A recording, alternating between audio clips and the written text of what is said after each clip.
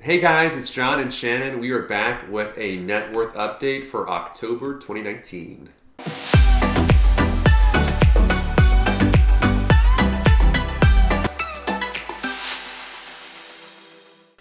So this is a very special update for us because we have embraced our debt journey, I suppose, our debt revolution, our debt whatever other word you want to put behind it. But we have a whole video on that, and if you haven't watched that video and you've been following along in this series, I would highly recommend it because it explains our new approach to thinking about debt and debt pay down. We are also introducing a new slide, which is our debt graveyard slide, which is showing all the debts that we've paid down before. And as we said in our previous video for September, we're now doing these videos monthly, real time. So we have been doing on this journey our debts from the time that we graduated from undergrad and law school with $300,000 in student loans, tons of credit card debt, personal loans, car loans, you name it, American dream, bigger, better, more debt.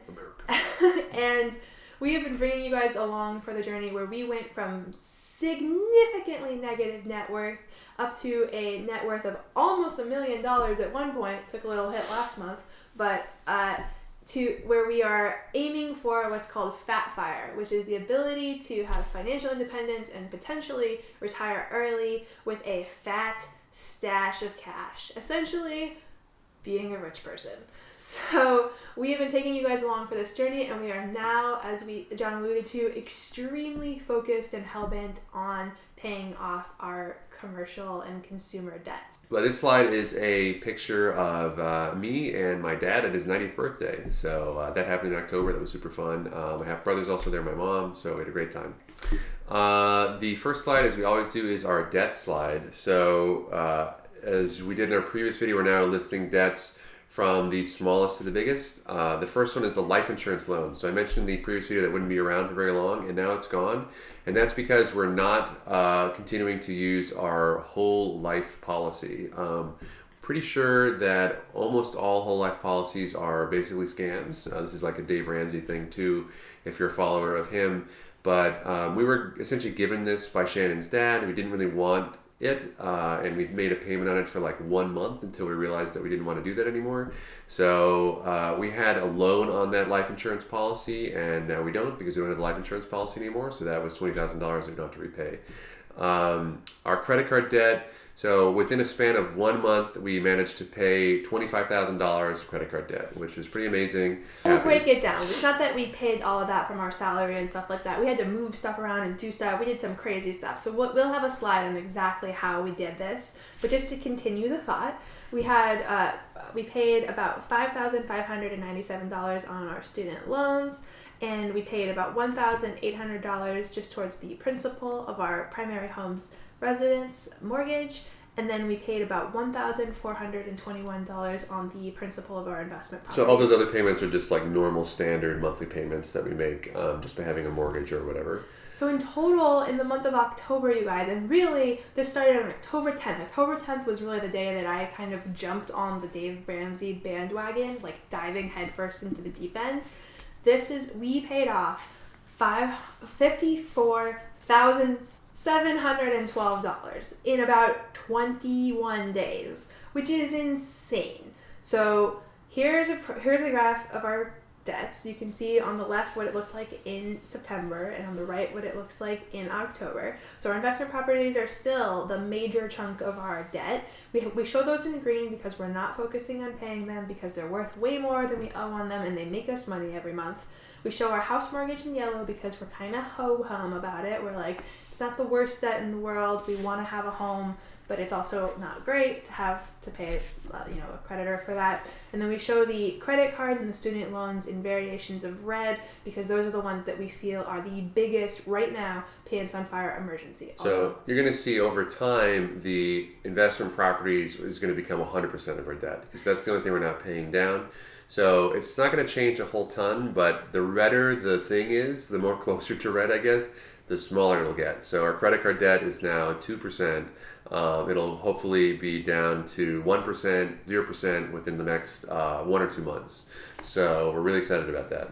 So here's our debt graveyard, you guys. These are the debts that we paid off before October of 2019, when we had our aha moment where we decided we really, really, really want to focus on debt. You can see our other video on that. This is everything we paid off from the time that we graduated from law school and started working to September of 2019. It's a grand total of $361,000, 196 cents, which we paid off over 6 years. 50 grand towards principal and student loans, 150 grand on credit cards, which is a little disingenuous because we would put it on the credit card, pay it down, put it on the credit card, pay it down. The typical cycle of the standard American family, although our numbers are large because our incomes are also large. We had a car loan, brand new car, huge mistake, paid it off, $23,000. We had a tax liability, about 20 grand we paid off. A lot of other smaller debts, $10,000 of a law firm loan from when I was working as a lawyer that we paid off, a payment to our family for $25,000 that we paid off. We're not counting our houses because we refinanced them. We talked a little bit of that in another video. And then investment property debt is just debt that was paid off just because over time we're paying back principal on our 30-year mortgages. But that's about $360,000 over a 6-year period of time. But the next slide, if we go to, this is just what we've done in 1 month and really 20 days.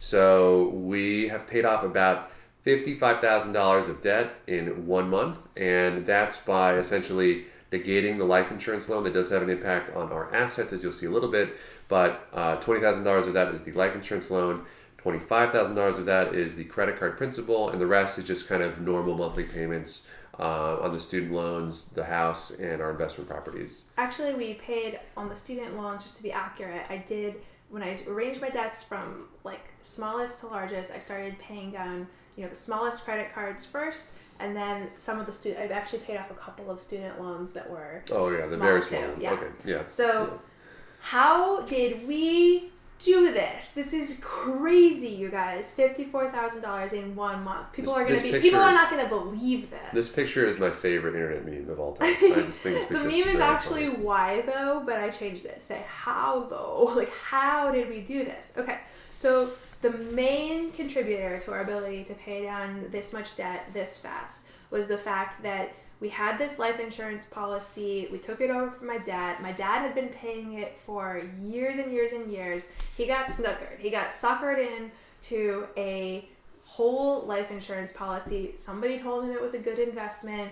And for years and years and years, he was paying it. And then I think he realized, like last year, that it was paying so much per month on it. I'm not going to die anytime soon.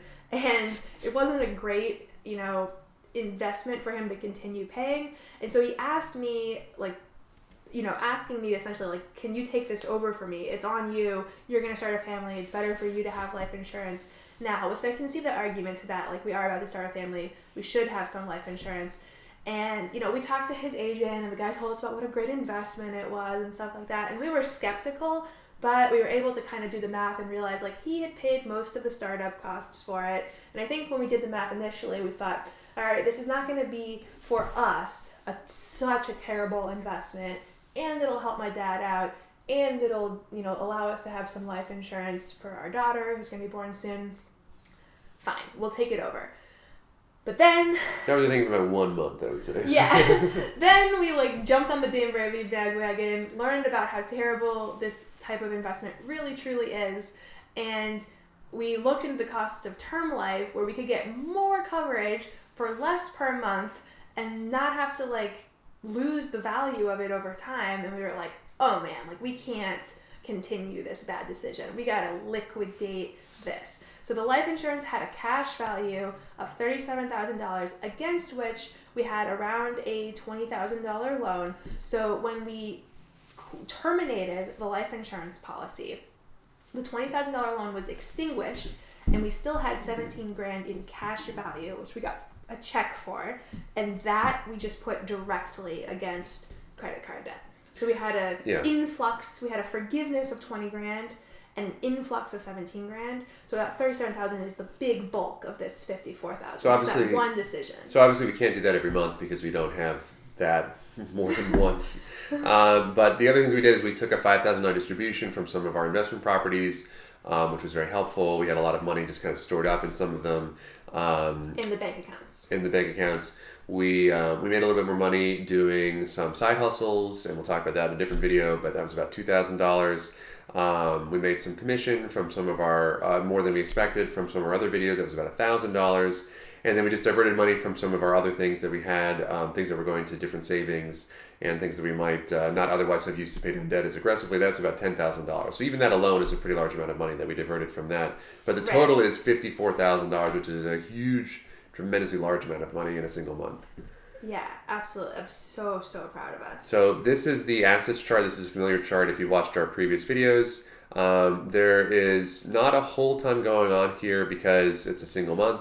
The biggest thing to see, I suppose, is that our retirement accounts increased by about $4,000. That's just the normal for savings from the 401k. The life insurance thing is what we already talked about. That's a $37,000 change because it's no longer an asset. We just liquidated it to pay off our debt. Checking and savings increased a little bit. That's just kind of the normal variability in our checking and savings. We got a humongous tax refund, which is another dumb thing that we did. So we really over withheld for our taxes in 2018, and we didn't file our taxes until October 2019 because we got an extension. But we finally did, and then we realized that we had about $17,000 that we had overpaid in our taxes for that entire year. So we were missing out on that money. We could have gotten it in April, but we didn't. So this was really stupid, you guys. We have been so dumb when it comes to taxes. It's been really hard because, you know, John is an entrepreneur. We never know, like, you know, how much exactly he's going to make, and we have the rental income and stuff like that. We keep buying new properties, and then we'll have huge expenses at the beginning of the property in losses when we first start it, because we have to like rent it out and do all this work on it. So at the beginning, you guys saw in our net worth journey that we actually owed the IRS money because we had under withheld, because we made more than we expected, and so we had to pay the IRS back for that. We thought to ourselves this last year, okay, we don't want to do that again. Let's withhold more aggressively. It's actually been 2 or 3 years now that we've got a big refund, Yeah, so we withheld more aggressively, and then we just continued to invest in real estate, so we had all these expenses that brought our taxable income down. And anyway, we just can't get it right. We've also gotten a little bit more savvy about preparing our taxes and realizing deductions and expenditures that we haven't before. Right, like we realized we weren't deducting our home office, which was stupid because we only use it for the business and things like that. Right, so whatever, it is what it is, but as a result, we have a $17,000 tax refund, which you don't actually have in dollar form, but is an asset because it's like going to be coming to us. We just have to wait for it to receive it. We're just waiting for the check. As soon as we get that, we're going to apply that to the debt. So that's what we're probably going to see in the November update. But everything else, personal property, we're sort of depreciating it a little bit over time. This is maybe a little bit aggressive. $3,000 per month is a lot, but I think whatever. This was to compensate for the fact that we hadn't depreciated our personal property in a really long time, and we also sold some as part of our aggressive debt pay down. I sold a couple of things, and we KonMari'd a couple of things. We got rid of stuff that didn't spark joy. So the business accounts decreased a little bit. Part of that is just by withdrawing money to pay us back, as we talked about before, and the value of our car didn't really change. So that's a total change in our assets of negative $15,000. But the biggest thing is the liquidation of our life insurance policy, which went right into our debts. So this next slide shows the proportion of our assets that are made up by individual things. So as you can see, our investment properties are still the lion's share of our total assets. The next slide is our net worth, the traditional calculation. So by the traditional calculation, you take all your assets minus all your liabilities to get your net worth. Back in September, our net worth was $787,000 by that calculation. And in October, our net worth has gone up to $825,000, which is an increase of around $38,000. Which is awesome in 1 month. Which is amazing. Totally crazy. As we talked about in all of our videos, though, we don't calculate our net worth that way. So this is our reconciliation chart about our assets. Again, we're subtracting the value of our home, our personal property, and our car. In September 2019, that was about $2.7 million, and now in October, it's about $2.68 million. That's a slight decrease of about $13,000. Plugging that back into the net worth calculation conservatively, we actually have a positive change, which is great. In September, it was about our net worth conservatively was about $210,000.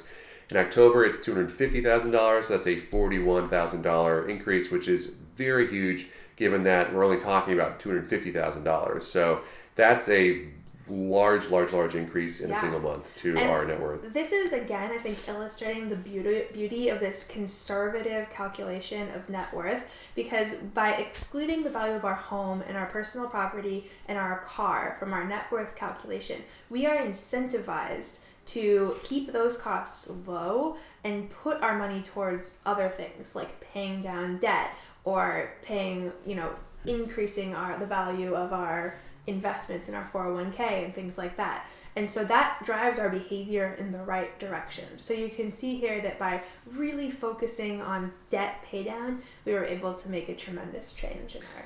So the next chart is our net worth over time. This is the first chart is the traditional net worth. So you can see we were on an upward trend, we went downward, and now we're back on an upward trend, hopefully to stay. You can see in this chart here, back in September, we had been going up and up and up and up, and then we had a big dip when we bought our new house, and now we're going back up again. The next chart is the one that we care a little bit more about because that's our conservative net worth or recalculated net worth. You can see similarly, we're on an upward trajectory. We went down pretty sharply last month, and now we are again on the rise. So hopefully you're going to see that go up a lot in the next few months, but because this is the first time that we're doing it in real time, I don't know what it's in store. So we'll see what happens in the month of November. But you guys, I'm so excited about our shift in our focus towards debt pay down. You guys are not going to see as many investment properties. You're not going to see more credit card debt going up. You're going to see credit card debt going down. And I'm so excited about that. Yeah. If you are enjoying these videos, please comment down below and let us know. And let us know if you have questions for us. And until next time, do well and always make things better. Oh.